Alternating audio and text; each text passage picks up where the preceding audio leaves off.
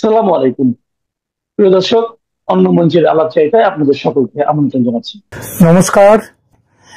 ঢাকার মার্কিন দূতাবাসের নিরাপত্তা হঠাৎ মাত্রাতিরিক্ত জোরদার করা হয়েছে। বাংলাদেশ সরকারের পক্ষ থেকে বিষয়টিতে তেমন গুরুত্ব না দিলেও জানা যাচ্ছে দূতাবাসের পক্ষ থেকে হামলার আশঙ্কায় নিরাপত্তা বাড়াবার অনুরোধ করা হয়েছিল। মানে অনুরোধটা করেছিল দূতাবাসের পক্ষ থেকে। দূতাবাস বাংলাদেশের বর্তমান শাসকরা আজ যে ক্ষমতায় বসেছেন আজ সেটা আমেরিকার দৌলতে। এমন নয় যে সম্পর্ক খারাপ এই দুই সরকারের কিংবা দুই দেশের, বরং যেটা জানা যাচ্ছে বাংলাদেশ সরকার কিভাবে কাজকর্ম করবে সেটা উপদেষ্টাদের নিয়ে হোয়াটসঅ্যাপ গ্রুপ খুলে নির্দেশ উপদেশ দিচ্ছেন মার্কিন ভারপ্রাপ্ত রাষ্ট্রদূত ট্রেসি অ্যান জ্যাকবসন। অর্থাৎ খুবই মাখামাখি সম্পর্ক। তাহলে কেন দূতাবাসে হামলার আশঙ্কা করলো মার্কিনীরা?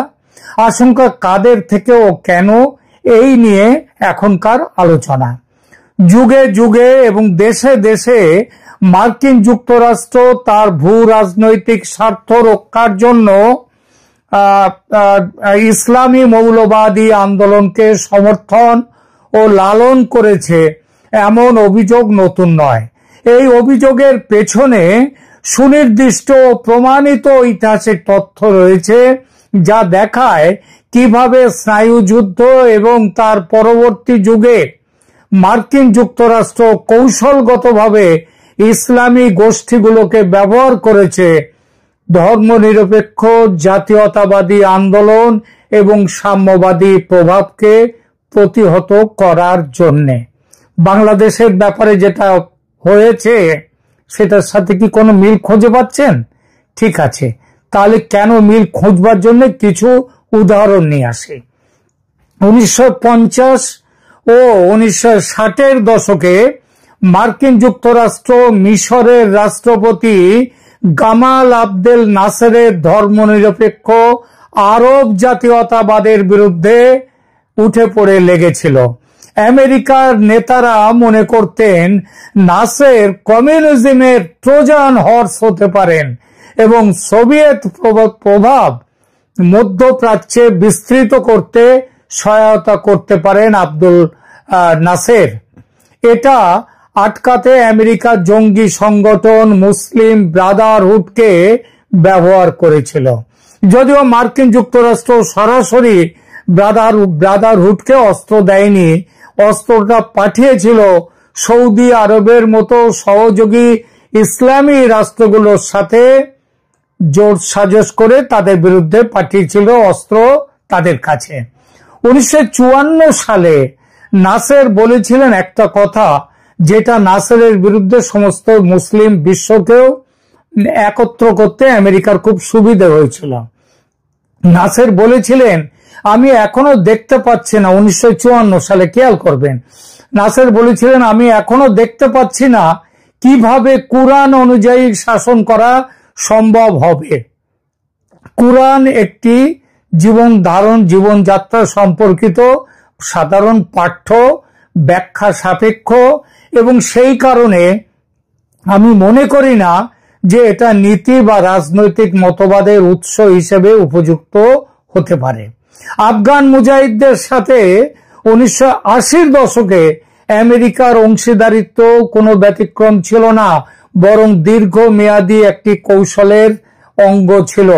ইরানে 1953 সালের অভ্যুত্থান, তার কথাটা ভাবুন। 1953 সালে মার্কিন যুক্তরাষ্ট্র এবং ব্রিটেন অপারেশন অ্যাজাক্স নামে একটি গোপন অভিযানে ইরানের গণতান্ত্রিকভাবে নির্বাচিত প্রধানমন্ত্রী মোহাম্মদ মোসাদ্দেককে ক্ষমতাচ্যুত করে। Mosaddegh Anglo Iranian oil company জাতীয়করণ করতে চেয়েছিল, ফলে তাদের হাতে ঘা লেগেছিল আমেরিকা ইংল্যান্ডের, এবং মোসাদ্দেকের ধর্মনিরপেক্ষ সমাজতান্ত্রিক নীতি আমেরিকা মনে করেছিল সোভিয়েত ইউনিয়নের প্রতি সহানুভূতিশীল। সুতরাং তাকে কিভাবে ধ্বংস করা যায় সেই চেষ্টায় নেমে গিয়েছিল। পরবর্তীকালে সিআইএ প্রকাশ্যে স্বীকার করেছে যে ইরানে মোসাদ্দেকের বিরুদ্ধে অভ্যুত্থানটি ছিল সিআইএ নির্দেশিত মার্কিন পররাষ্ট্র নীতির একটি কাজ, যা সরকারের সর্বোচ্চ পর্যায়ে পরিকল্পিত এবং অনুমোদিত হয়েছিল। সেই অভিযানে সিআইএ জাল কমিউনিস্ট প্রচার তৈরি করে মোসাদ্দেককে অসম্মানিত করেছিল, অপমানিত করেছিল এবং ধর্মীয় নেতা ইরানে যারা ছিল তখন তাদেরকে ঘুষ দিয়েছিল। মার্চ 2018 প্রকাশিত একটি ব্রিটিশ মেমো অনুযায়ী মার্কিন দূতাবাস ওই ইরানের সেই অভ্যুত্থানের আগের দিনগুলোতে ইরানের প্রভাবশালী ব্যক্তিদের, বিশেষত উচ্চ পর্যায়ের ইরানি ধর্মযাজকদের কাছে বিপুল পরিমাণ অর্থ পাঠিয়েছিল। মনে পড়ছে বাংলাদেশে 2024 অভ্যুত্থানের আগে আমেরিকার ভূমিকার কথা। মোসাদ্দেককে উৎখাত করার পর শাহ মোহাম্মদ রেজা পাহলভিকে ক্ষমতায় আবার নিয়ে আসা হয়েছিল, যিনি পশ্চিমা সমর্থনে 26টা বছর একনায়কতন্ত্র চালান, স্বৈরতন্ত্র চালান। 1953 সালের এই অভ্যুত্থান সরাসরি 1979 সালে যে ইসলামী বিপ্লবের বীজ, সেই বীজ রোপণ করেছিল। আফগানিস্তানের কথা ভাবুন। আফগানিস্তানে মার্কিন সহায়তা হলো আধুনিক জিহাদি আন্দোলনের সবচেয়ে সুপরিচিত উদাহরণ। 1979 সাল থেকে 1989 সাল পর্যন্ত অপারেশন সাইক্লোন ছিল সিআইএর দীর্ঘতম এবং সবচেয়ে ব্যয়বহুল গোপন অভিযান। এই অভিযানে প্রাথমিক তহবিল ছিল 1979 সালের মাঝামাঝি সময়ে $6,95,000 এবং 1987 সালে সেটা বেড়ে দাঁড়ায় বার্ষিক $630 মিলিয়ন। সামগ্রিকভাবে $3 বিলিয়নেরও বেশি মার্কিন তহবিল মুজাহিদদের প্রশিক্ষণ এবং অস্ত্রের জন্য ব্যয় করা হয়েছিল।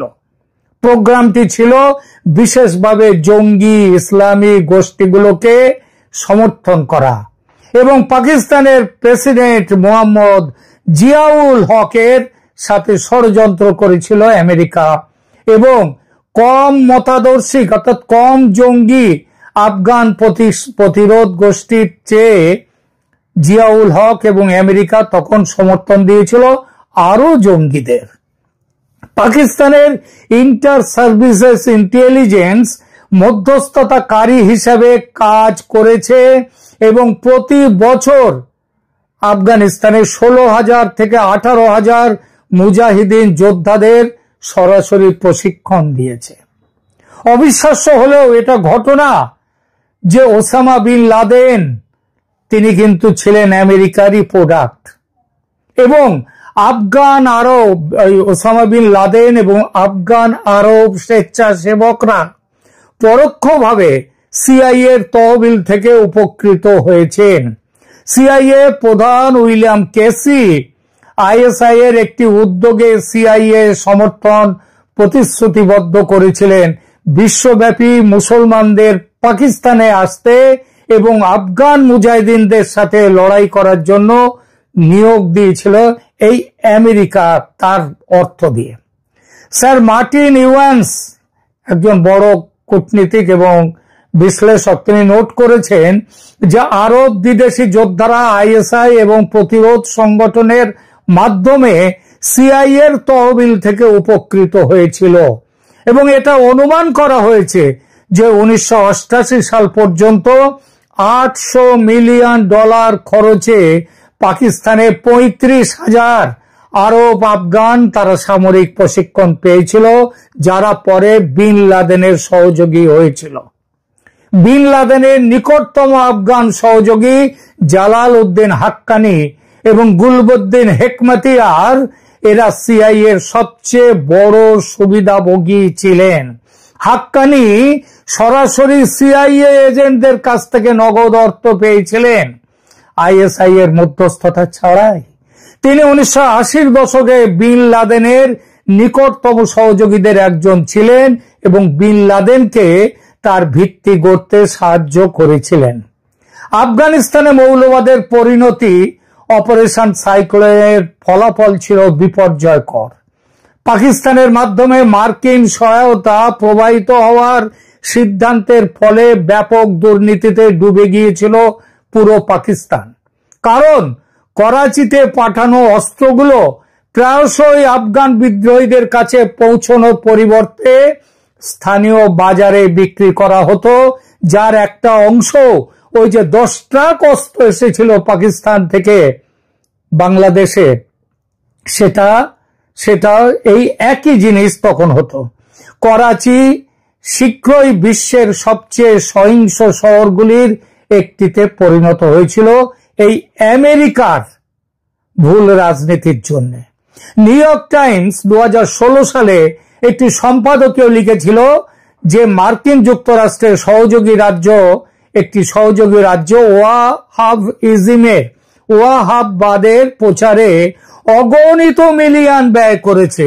সুন্নি ইসলামের উগ্র রূপ, যা 9/11 হাইজ্যাকারদের অনুপ্রাণিত করেছিল, এবং এখন ইসলামিক স্টেটকে তারাই নিয়ন্ত্রণ করছে। মাত্র সামান্য কয়েকটা উদাহরণ দিলাম, এমন উদাহরণ অজস্র। এর সবই দেখায় যে মার্কিন যুক্তরাষ্ট্র বিভিন্ন সময়ে এবং বিভিন্ন দেশে তার নিজের ভূ রাজনৈতিক স্বার্থ রক্ষার জন্য ইসলামী মৌলবাদী আন্দোলনকে কৌশলগতভাবে সমর্থন দিয়েছে। আফগানিস্তানে অপারেশন সাইক্লোনে $3 বিলিয়ন বেশি, ইরানে 1953 সালের অভ্যুত্থান, ধর্মীয় নেতাদের ঘুষ দিয়ে, পাকিস্তানে জিয়াউল হকের ইসলামীকরণ প্রোগ্রামের সমর্থনে কয়েক বিলিয়ন ডলার সামরিক সহায়তা, এবং সিরিয়াতে বিদ্রোহীদের অস্ত্র সরবরাহ, যেখানে সিআইএ সমর্থিত যোদ্ধারা 1 লক্ষ সিরিয়ান সৈন্যকে হত্যা করেছে বলে অনুমান করা হয়। এসবই নথিবদ্ধ প্রমাণ। লন্ডন স্কুল অব ইকোনমিক্স বা LSE তার দীর্ঘ গবেষণায় উপসংহার টেনেছে এই বলে, মার্কিন সমর্থন ইসলামপন্থী গোষ্ঠীগুলোর জন্য নাটকীয়ভাবে সংশ্লিষ্ট অঞ্চলের এবং তার বাইরে সামাজিক এবং ভূ রাজনৈতিক ক্ষমতার ভারসাম্য পরিবর্তন করেছে। এর সঙ্গে বাংলাদেশের হাসিনা বিরোধী জঙ্গি আন্দোলনের মিল খুঁজে পাচ্ছেন নিশ্চয়ই। অবাক হবেন না, হাসিনা সরকারের পতন ঘটিতে জঙ্গি ইসলামী গোষ্ঠীদের ব্যবহার করেছে আমেরিকা। এমনকি ঢাকার মার্কিন হাইকমিশনের চাপে ট্রেসি অ্যান্ড জ্যাকবসন তিনি প্রধান বিচারপতির সাথে দেখা করে কিছু বিশেষ জঙ্গি নেতাদের জেল থেকে ছেড়ে দেওয়ার ব্যবস্থা করেছিলেন। আজ সেই সব জঙ্গিরা সমূর্তি ধারণ করেছে, সেই ফ্রাঙ্কেনস্টাইনের কাহিনীর মতো, যে তার জন্মদাতাকে হত্যা করেছিল। ইতিহাসের পুনরাবৃত্তি বাংলাদেশেও হতে শুরু করেছে। তাই হামলার আশঙ্কায় কাঁপছে ঢাকার মার্কিন দূতাবাস। ঢাকার মার্কিন দূতাবাসে হঠাৎ করে নিরাপত্তা ব্যবস্থা উল্লেখযোগ্য বৃদ্ধি হওয়ার এটাই একটি কারণ। 13 অক্টোবর রাত থেকে দূতাবাসের চারপাশে ঢাকা মহানগর পুলিশের বিশেষায়িত সোয়াট ইউনিট মোতায়েন করা হয়েছে। পাশাপাশি counter terrorism and transnational crime unit এবং বোমা নিষ্ক্রিয়করণ দল সক্রিয় রয়েছে। বাংলাদেশ সরকার প্রাথমিকভাবে বিষয়টিকে সাধারণ বলে উল্লেখ করলেও নিরাপত্তা সংস্থার সূত্র নিশ্চিত করেছে যে মার্কিন দূতাবাস নিজেই নির্দিষ্ট গোয়েন্দা তথ্য সাপ্লাই করেছে বাংলাদেশ সরকারকে, এবং তার ভিত্তিতে সম্ভাব্য জঙ্গি হামলার আশঙ্কায় নিরাপত্তা বৃদ্ধির অনুরোধ করেছিল। রিপোর্ট অনুযায়ী জামাতুল আনসার ফিল হিন্দাল সারকিয়া, সংক্ষেপে JAFHS, এবং আল কায়দা ইন ইন্ডিয়ান সাবকন্টিনেন্ট AQIS, এই জঙ্গি সংগঠনগুলো মার্কিন দূতাবাসে হামলা এবং কর্মচারীদের অপহরণ করা এবং হত্যার পরিকল্পনা করছিল। এটা পরিষ্কারভাবে জানিয়ে দিয়েছে, সূত্র পেয়েছে আমেরিকা। সূত্র জানায় দূতাবাসের কর্তৃপক্ষ তাদের নিজস্ব তদন্তের মাধ্যমে 3 জন বাংলাদেশি নাগরিককে চিহ্নিত করেছে যারা সম্ভাব্য হামলা সংগঠিত করতে পারে এবং তাদের নাম, ঠিকানা ও ছবি ঢাকা মহানগর পুলিশকে দান দিয়েছে। আরো আশঙ্কাজনক তথ্য হলো যে জঙ্গিরা দূতাবাসের কাছাকাছি একটি মাঠে ক্রিকেট খেলার অজুহাতে রেইকি করার পরিকল্পনা করেছিল। এই সম্পর্কিত আগস্ট 2025-এ একটি বড় গ্রেপ্তার হয়েছিল যখন শামীম মাহফুজ নামে একজনকে গ্রেপ্তার করা হয়, যিনি জামাতুল আনসার ফিল হিন্দাল সার্কিয়ার প্রতিষ্ঠাতা এবং পূর্বে জামাতুল মুজাহিদিন বাংলাদেশের নেতা। তিনি ছিলেন জেএমবি নেতা। শামীম মাহফুজকে 2011, 2014 এবং 2023 সালে জঙ্গি কার্যকলাপের জন্য গ্রেপ্তার করা হয়েছিল এবং এবার তাকে পাকিস্তান ভিত্তিক তেহরিক-ই-তালিবান পাকিস্তানের সাথে যুক্ত থাকার অভিযোগে গ্রেপ্তার করা হয়েছে। তার সাথে গ্রেপ্তার হওয়া অন্যান্যদের মধ্যে রয়েছে ফয়সাল, ইঞ্জিনিয়ার ইমরান হায়দার, রেজাউল করিম আবরার, আসিফ আদনান, জাকারিয়া মাসুদ এবং সানাফ হোসেন। গুরুত্বপূর্ণ তথ্য হলো এই মামলার আশঙ্কা এবং সমস্ত তথ্য ঢাকাকে দিয়েছিল খোদ ওয়াশিংটন।